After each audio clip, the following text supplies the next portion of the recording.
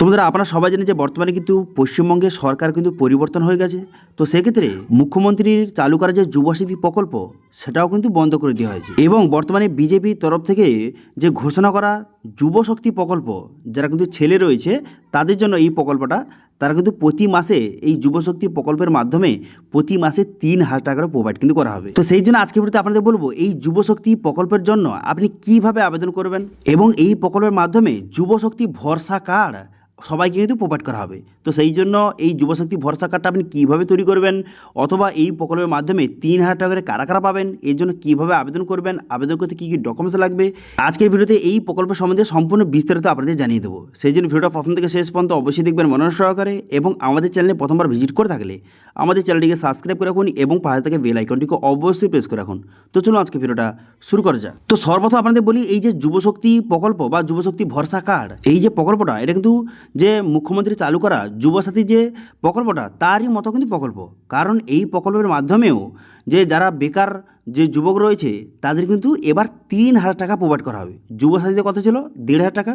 এবার বিজেপি চালু করেছে যুবশক্তি প্রকল্প, এর মাধ্যমে 3,000 টাকা করে প্রোভাইড কিন্তু করা হবে। যারা বর্তমানে বেকার রয়েছে, যাদের বর্তমানে কোনো রকম চাকরি নেই, যারা বর্তমানে পড়াশোনা করছেন কিন্তু বর্তমানে কোনো রকম কাজ বর্তমানে পাননি, তাদের জন্য এই প্রকল্প। তো এবার সম্পূর্ণ বিস্তারিত বলে দিই। প্রথম বলবো যে এলিজিবিলিটি ক্রাইটেরিয়া।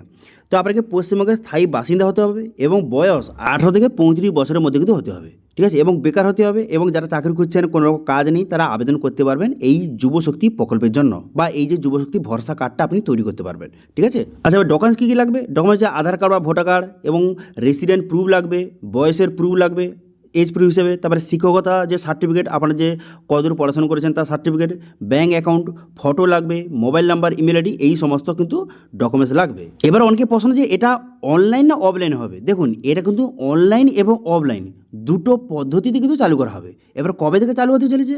দেখুন, বর্তমানে বিজেপি সরকার সবেমাত্র যে জিতলো, এরপর কিন্তু যে শপথ গ্রহণ হবে, তারপরে কিন্তু প্রতিটি কর্মচারী তার নির্দিষ্ট পদে কিন্তু নিয়োগ হবে।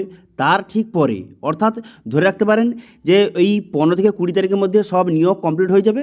তারপর মে মাসের হয় শেষ সপ্তাহ অথবা জুন মাসের প্রথম সপ্তাহ থেকে আবেদন কিন্তু শুরু হয়ে যেতে পারে। কারণ বিজেপি সরকার তখন বলেছিল যে প্রথম কিন্তু এই যে মহিলাদের অন্নপূর্ণা যোজনা এবং ছেলেদের এই যে যুবশক্তি প্রকল্প, এটা কিন্তু সবার প্রথম চালু করা হবে। তো সেক্ষেত্রে আশা রাখতে পারেন হয় মে মাসের শেষ সপ্তাহ থেকে অথবা জুন মাসের প্রথম সপ্তাহ থেকে এই প্রকল্পের আবেদন কিন্তু শুরু হয়ে যেতে পারে। এবার আবেদনপত্রটা কোথায় পাবেন? দেখুন, এই আবেদনপত্রটা অনলাইনে কিন্তু প্রকাশ করা হবে, ঠিক আছে, অনলাইনে প্রকাশ করা হবে। তো সেক্ষেত্রে আপনি যে অফলাইনে ফর্মটা ফিল আপ করে আপনি জমা দিতে পারেন।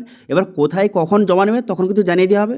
সেই ফর্মটা ফিল আপ করে সমস্ত ডকুমেন্টস অ্যাটাচ করে আপনি জমা দিতে পারেন, অথবা আপনি অনলাইনেও আপনি আবেদন করতে পারেন, ঠিক আছে।